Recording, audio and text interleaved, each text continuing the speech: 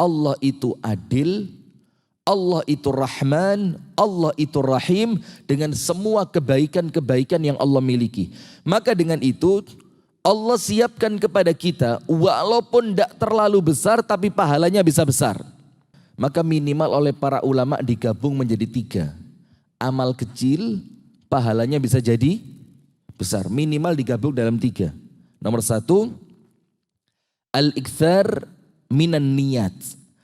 Amal yang kita lakukan walaupun dia kecil tapi bisa menjadi besar. Itu caranya bagaimana? Niatnya diperbanyak. Niatnya apa? Diperbanyak. Contoh apa? Datang ke masjid lah. Ini kan semuanya sudah terlanjur masuk masjid ya. Contoh kita masuk ke masjid seperti ini. Memperbanyak niat. Memperbanyak niat itu begini. Niat yang pertama. Menjalankan perintah Allah. Warka'u ma'ar raki'in. Dan ikutlah kalian sholat bersama orang-orang yang ruku'. Ini perintah dari Allah untuk kita menghadiri sholat apa? Berjamaah, nomor 1. Nomor 2, supaya setiap langkah saya mendatangkan pahala, meninggikan derajat, menghapuskan dosa. Niat yang ketiga, nanti kalau di masjid, saya ketemu saudara saya niatkan ya Allah nyambung silaturahim dengan dia. Niat lagi, nanti kalau saya masuk masjid ya Allah saya niat beriktikaf. Disepakati oleh ulama Pak, termasuk Imam Nawawi mengatakan apa? Iktikaf itu tidak hanya di bulan Ramadan. Walau kana lahdatan yasiratan. Walaupun cuma sekejap saja. Sebentar aja antum masuk masjid diniati apa? Iktikaf. Nanti masuk masjid lagi diniati. Kalau nanti ya Allah di masjid saya lihat ada karpetnya yang kurang rapi, saya mau rapiin. Diniati lagi nanti kalau di masjid, nah maka pokok niatnya diperbanyak. Maka amal kecil menjadi besar. Nomor 2, apa yang menjadikan amal kecil itu menjadi besar? Keikhlasannya. Percuma amal besar kalau tidak ikhlas. Dan semuanya juga faham. Semakin besar amalan, semakin susah ikhlasnya. Iya benda. Antum nyumbang 5.000. Yo, ndak usah disuruh ikhlas, yo pasti ikhlas. Wong lek konangan malah izin kok. Loh, orang kalau konangan izin itu carinya ikhlas. Iya benda. Ndak usah disuruh. Ya akhi, 5.000 ini kalau antum ndak ikhlas, rugi antum. Oh syukron ya akhi, wallah ana sebelum antum nasihati sudah ikhlas ana. 5.000, coba nyumbangnya 500 juta. Itu nama masjidnya kalau nggak dikasih namanya dia gak situ nyumbang itu. Ya apa? Nah itu kita akui. Nah maka supaya yang kecil-kecil itu menjadi besar nilainya, maka perbesar amalan kecil itu dengan kemuliaan ikhlas. Yang bikin besar bukan amalannya, tapi apanya? Ikhlasnya itu yang Allah lihat ini orang luar biasa. Nah, maka yang kedua, amal kecil itu bisa menjadi besar karena keutamaan ikhlas. Dan yang menjadikan dia besar bukan amalannya, tapi apa? Ikhlasnya. Karena ikhlas itu nilainya luar biasa. Illa ibadaka minhumul mukhlasin. Sampai setan saja itu angkat tangan. Ketika dia bersumpah di hadapan Allah, aku akan sesatkan semua hambamu. Tapi setan bilang apa? Tapi satu yang aku tidak bisa. Menyesatkan hambamu yang mukhlis, ikhlas. Itu setan angkat tangan. Kemudian yang ketiga, ini muqaddimah. Bagaimana kemudian menjadikan amal yang kecil itu bisa menjadi besar? Nomor 1 apa? Memperbanyak niat. Nomor 2 menguatkan ikhlasnya. Nomor 3 istiqomah. Ahabbul a'mali ilallahi ta'ala adwamuha wa in qalla. Amal yang paling dicintai oleh Allah. Dan salah satu makna amal yang paling dicintai itu apa? Amal yang pahalanya paling besar. Amal yang paling cepat mendatangkan cinta dari Allah itu apa? Amal yang rutin dilakukan walaupun amalan itu cuma sedikit.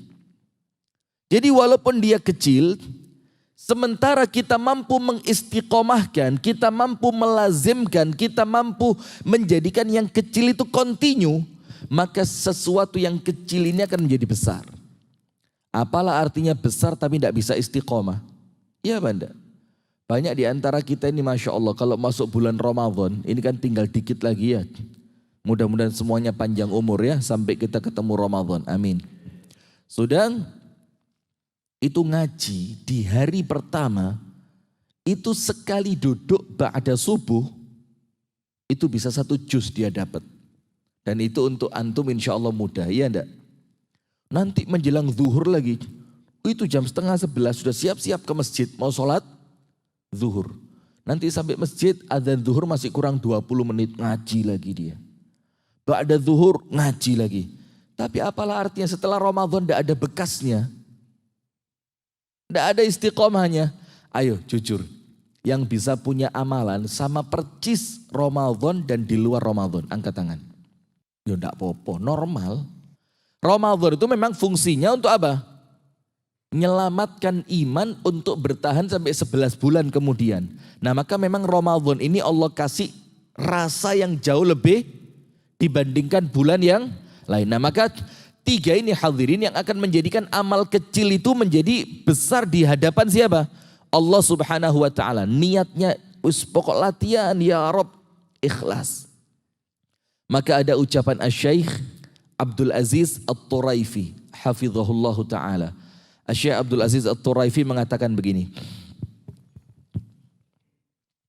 Kalau Anda, ya saya juga semuanya dan pemirsa yang dirahmati oleh Allah serta pendengar RDS FM Solo dimanapun Anda berada, itu dikatakan begini. Kalau Anda merasa sering melakukan dosa dikala sendirian. Ini hati-hati loh hadirin. Dosa dikala sendiri itu menghapuskan amal. Menghapuskan apa? Amal. Ada satu hadis yang sahih di mana seorang laki-laki yang ketika di dunia banyak amalannya, ketika sampai di hadapan Allah, ternyata amalannya habis. Dia bilang, ya Rabbi, mana sholatku, mana iniku, mana sodakohku, mana macam-macam disebut sama dia. Apa Allah Ta'ala firmankan? Semuanya terhapus karena engkau berdosa dikala engkau sendiri. Itu dibilang sama para ulama apa? Dzambul khalawat. Dosa ketika kita apa? Sendiri. Nah, maka kata Syekh Abdul Aziz At-Turaifi, kalau Anda merasa pas dewean, keluar kota sendiri, terus apa lagi? Pas di rumah ndak ada seorang pun, tapi sekarang rotok medeni, setiap rumah ada CCTV-nya. Pokok katakan, pokok aman sendirian. Ternyata Anda merasa dikala itu Anda banyak miss-nya, banyak moro-moro buka sesuatu yang tidak boleh dibuka oleh Allah Subhanahu wa taala, melihat sesuatu yang oleh Allah tidak boleh dilihat, memasukkan seseorang yang oleh Allah tidak boleh dimasukkan, Anda melakukan sesuatu macam-macam ketika tidak ada orang. Maka apa kafarahnya? Penebusnya apa? Asy-Syaikh Abdul Aziz At-Turaifi mengatakan, bayarlah itu dengan ibadah ketika tidak ada orang. Kan harus sama. Itulah kenapa sholat malam itu sholat yang paling afdol setelah sholat fardu. Kenapa? Karena waktu itu tidak ada orang lihat. Tidak ada orang lihat. Maka sholat selain sholat tahajud akan menjadi sholat yang paling afdol untuk Anda ketika sholat itu Anda lakukan tidak ada yang lihat. Karena apa? Standarnya sama, timbangannya sama. Tahajud menjadi afdol ketika tidak ada banyak orang lihat. Maka sholat sunnah yang lain akan menjadi afdol untuk kita ketika tidak ada banyak orang yang lihat. Termasuk apa? Apa? Sedekah. Dan salah satu keutamaannya apa? Kalau memang kita ini bisa istiqomah melakukan amal-amal yang kecil, nanti kalau Allah takdirkan kita sakit, a'azzanallahu wa iyyakum, nas'alullah as-salama wal afiyah, semoga sehat semua, amin. Allah takdirkan kita sakit, yang sakit itu menghalangi kita dari istiqomah yang biasa kita lakukan. Sebelum sakit rutin nang masjid gak tahu pedot. Sebelum sakit rutin baca Al-Quran, tidak pernah putus. Sebelum sakit rutin datang untuk silaturahim ke rumah keluarganya, tidak pernah berhenti. Ketika sakit menghalangi dia, maka Allah catatkan pahala semua amal yang dia lakukan istiqomah sebelum sakit sampai dia wafat. Coba, keutamaan apa? Istiqomah. Maka saya pernah baca satu risalah. Risalah itu bahasa Indonesianya apa ya? Artikel. Apa? Artikel berbahasa Arab gitu kecil. Salah satu keutamaan istiqomah. Keutamaannya apa? Itu kalau amalan tadi terputus tanpa kehendak dari kita. Karena sakit. Karena sibuk. Karena safar. Karena apa? Karena semua kesibukan. Maka pahalanya tetap nyantol untuk kita walaupun amalan itu kita tinggalkan. Nah kemudian ditulis di sana apa? Ada seorang ulama besar, Masya Allah, alim, tawadhu, ahli ibadah, ahli ilmu, macam-macam. Allah takdirkan, ternyata sehatnya tidak panjang. Allah takdirkan sehatnya dia cuma sekitar 47 tahun. Jadi dia itu hidup di dunia ilmu selama berapa? Bukan 47 tahun, hidup sampai usia 47. Setelah itu, dia Allah takdirkan stroke, sakitnya stroke. Sampai wafat usianya berapa? 62. Nah, tidak usah khawatir, mulai 47 sampai 62, itu semua kebaikan yang dia istiqomahkan ketika dia sakit, pahalanya tidak putus sama sekali. Ke masjidnya tetap Allah tulis, ngisi majelis taklimnya tetap Allah tulis, sholat tahajudnya tetap Allah tulis, bacaan Al-Qur'annya tetap Allah tulis. Itulah makanya mumpung masih sehat, perbanyak keistiqomahan yang kita bisa. Maka apa? Mumpung masih sehat, pilih satu amalan yang Anda bisa istiqomah. Nanti kalau qadarullah Allah takdirkan kita tidak bisa melanjutkan sampai wafat, tetap Allah tulis. Bismillahirrahmanirrahim. Assalamualaikum warahmatullahi wabarakatuh. Di sebelah saya ini ada adik yang namanya Nahda.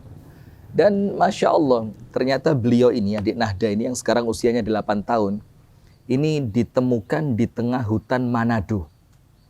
Dan ditemukan oleh salah seorang warga di sana, kemudian dirawat dan diasuh olehnya selama beberapa tahun.